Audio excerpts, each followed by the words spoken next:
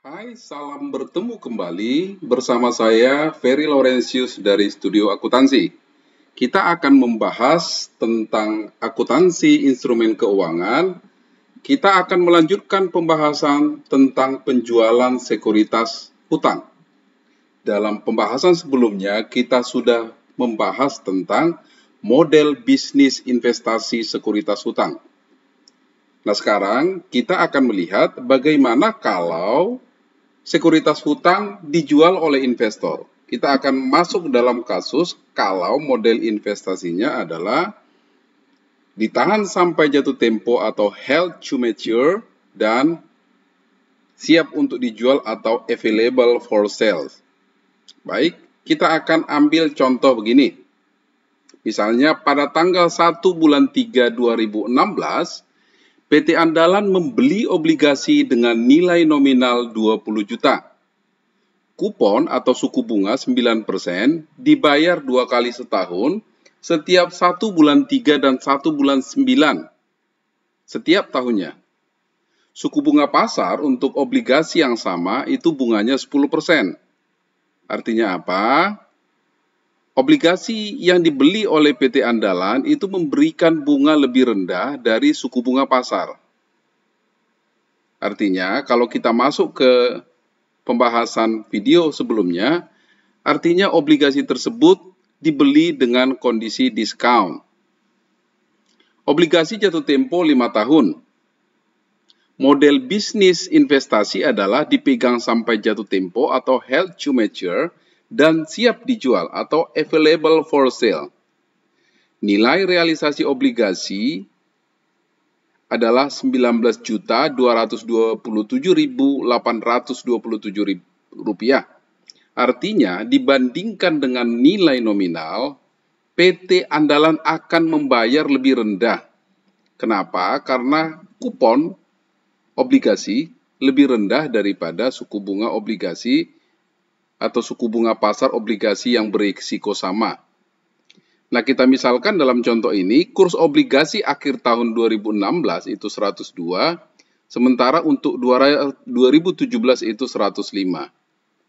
Maka Anda diminta buatkan tabel amortisasi, bagaimana pencatatannya dalam bentuk jurnal umum untuk tahun 2016 dan 2017, bagaimana penyajian investasi di laporan keuangan pada tahun 2016 dan 2017, dan terakhir pada tahun 2018 PT Andalan setelah menerima bunga awal Maret, dia menjual obligasi. Obligasi itu dijual dengan kurs 107.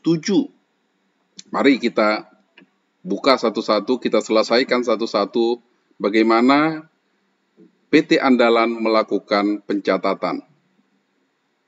Nah, kita buat dulu, yang pertama adalah tabel amortisasi. Kita lihat, periode bunga, kas diterima, pendapatan bunga, amortisasi, dan kos teramortisasi. Ketika periode 0, maka yang direalisasi tadi adalah Rp19.227.827. Ini ya, ini dari soal. Kemudian, pada tahun pertama, kas yang diterima adalah Rp900.000. Dari mana Rp900.000? Tentunya bunga nominal 9% ya dikali dengan ini, dikali dengan 20 juta gitu ya. Ini 9% dikali 20 juta, kemudian dibagi 2. Dibagi 2. Nah, 10% dari mana? 10% ini suku bunga pasar, jadi 10% ini dikalikan dengan nilai realisasi, maka diperolehlah pendapatan bunga. Maka, nilai yang diamortisasi adalah 61.391, itu ditambahkan ke nilai terbawanya. Sehingga nilai terbawa pada tahun pertama menjadi Rp19.289.218. Nah, begitu selanjutnya kita hitung sampai tahun ke-10, sehingga nanti pada akhir periode obligasi, maaf bukan tahun 10, pada periode bunga yang ke-10, nilai tercatat obligasi sudah menunjukkan atau sudah sama dengan nilai nominalnya. Nah, kalau kita perhatikan tabel ini, itu artinya amortisasi merupakan penyesuaian pendapatan bunga, agar pendapatan bunga nominal obligasi itu setara dengan pendapatan bunga yang dihasilkan oleh pasar. Ini tabel amortisasinya. Mudah-mudahan Anda bisa membuat tabel amortisasi dengan cara yang sama. Berikutnya, kita lihat pencatatan dalam tahun 2016. Pertama, ketika memperoleh investasi, maka PT Andalan akan mencatat debit investasi sekuritas hutang, ini merupakan investasi jangka panjang, jadi dalam aset jangka panjang. Kemudian kreditnya adalah kas sebesar nilai realisasinya, 19.227.827. Nah, kemudian yang kedua, penerimaan bunga dan amortisasi. Karena ini tanggal 1 bulan 3, maka berikutnya adalah dia terima bunga tanggal 1 bulan 9, 2016. Dia akan mencatat kas 900.000, debitnya investasi dalam sekuritas hutang. Kenapa begitu? Ini adalah amortisasi tadi.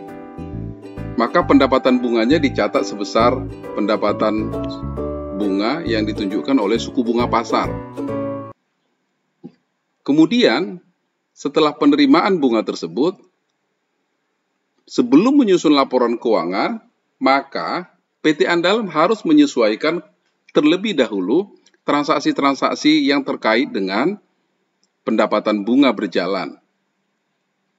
Maka, dia akan mencatat piutang bunga 600.000, investasi dalam sekuritas hutang, ini diamortisasi, jadi ketika ada bunga langsung diamortisasi, 42.974, dan pendapatan bunga 642.974. Dari mana piutang bunga ini? Ini adalah piutang bunga mulai September, Oktober, November, dan Desember.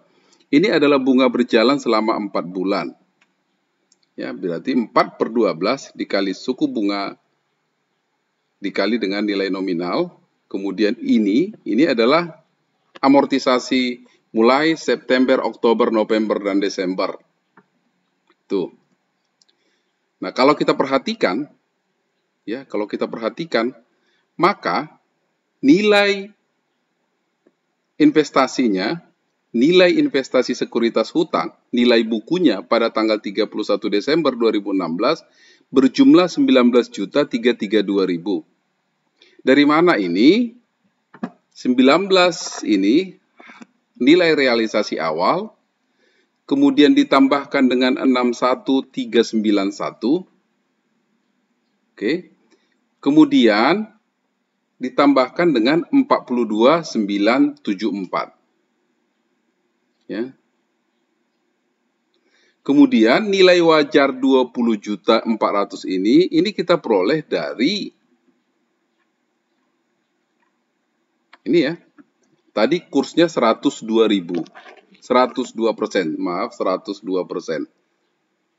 Kursnya adalah 102%. Artinya 2% di atas, ini ya 2% di atas nilai nominal. Jadi 102 dikali dengan 20 juta. Gitu ya.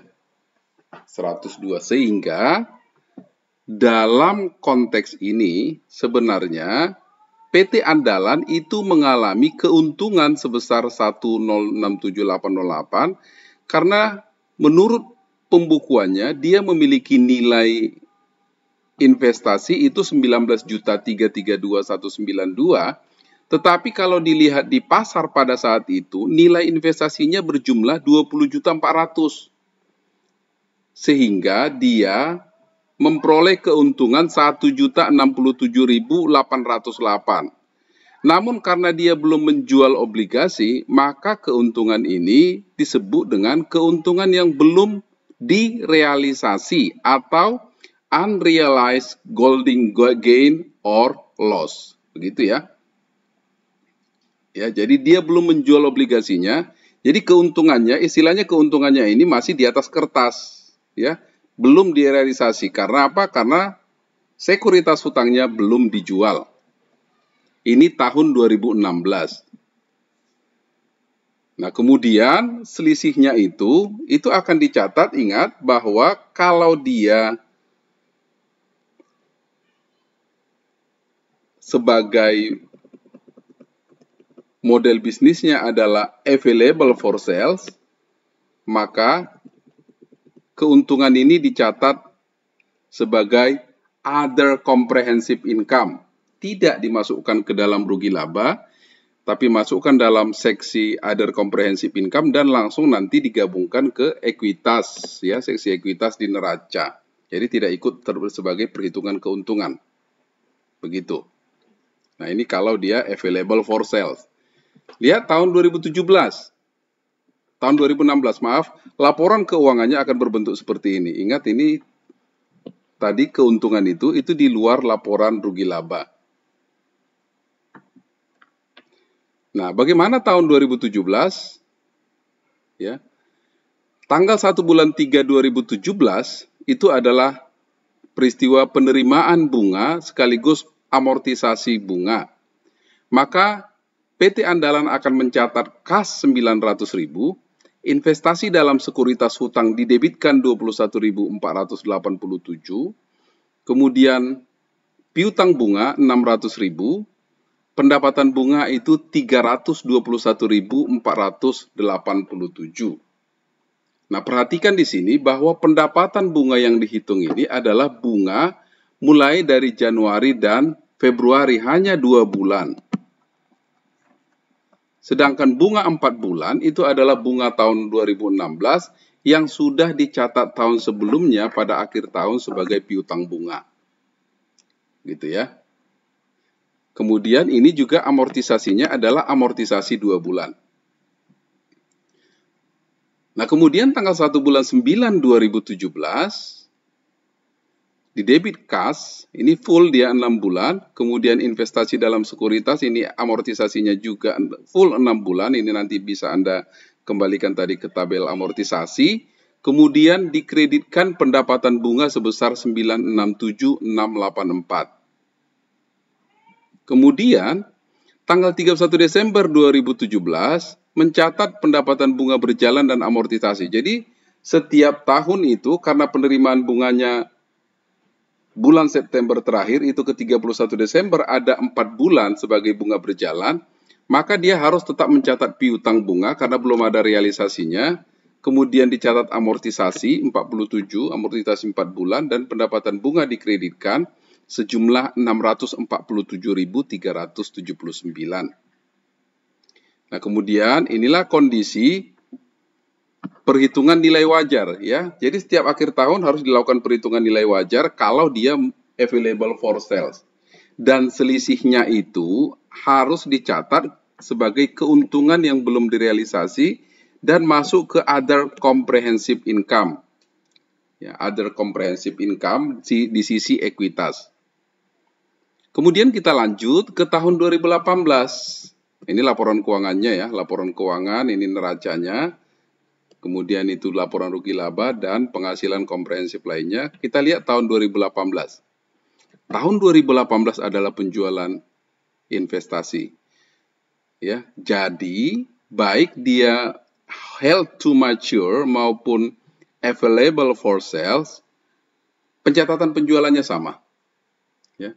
Kas di debit 21.400.000, kemudian investasi dalam sekuritas hutang ini sesuai dengan nilai buku pada saat itu 21.023.689 dan keuntungan dari penjualan itu adalah 376.311. Nah, demikianlah bagaimana sekuritas hutang, dalam hal ini obligasi, ketika dilakukan penjualan dalam model bisnis held to mature dan available for sales. Dalam kajian ini, dalam pembahasan ini juga kita memberikan contoh bagaimana pemberlakuannya tiap tahun sampai dijual tahun 2018. Mudah-mudahan ini bisa membawa pemahaman yang lebih mendalam bagi Anda. Salam dari saya, Ferry Laurentius.